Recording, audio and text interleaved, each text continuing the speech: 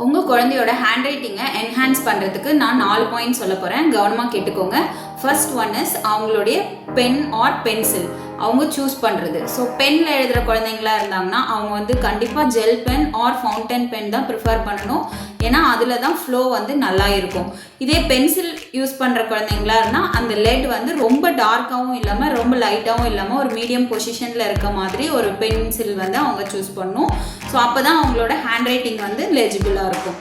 Second one என்னன்னு பார்த்தீங்கன்னா அவங்களுடைய கிரிப்புங்கிறது அவங்க எப்படி பென்சில் வந்து பென் ஆர் பென்சிலை ஹோல்ட் பண்ணுறாங்கங்கிறது. ஸோ ஹோல்ட் பண்ணுறப்போ இந்த 2 ஃபிங்கரில் தான் அவங்க ஹோல்ட் பண்ணணும். இந்த மிடில் ஃபிங்கர் வந்து சப்போர்ட்டுக்காக தான் இருக்கணும். ஸோ இண்டெக்ஸ் ஃபிங்கர் அண்ட் தம் ஃபிங்கரில் அவங்க ஹோல்ட் பண்ணணும். சில குழந்தைங்க இப்படி 3 ஃபிங்கர் ஹோல்ட் பண்ணுவாங்க. அதை அவாய்ட் பண்ணிங்கன்னா அவங்களோட ஹேண்ட் ரைட்டிங் வந்து சூப்பராக வரும்.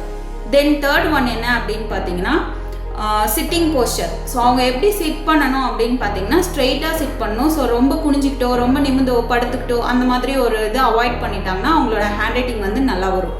அடுத்தது ஃபோர்த் ஒன் பார்த்தீங்கன்னா பொசிஷன் ஆஃப் நோட். ஸோ அவங்க நோட் வந்து எந்த பொசிஷனில் வைக்கணும்னா ஸோ அவங்க ஸ்ட்ரெயிட்டாக வச்சுட்டு 45 டிகிரி ரைட் சைடு வந்து ஸ்லாண்ட் பண்ணிக்கணும். அவங்க வந்து ரைட் ஹேண்டட் பர்சன். இப்போ ஒருவேளை என் குழந்தை லெஃப்ட் ஹேண்டட் பர்சனாக இருக்காங்க அப்படின்னா லெஃப்ட் சைடு வந்து 45 டிகிரி ஸ்லாண்ட் பண்ணிட்டாங்கன்னா போதும்.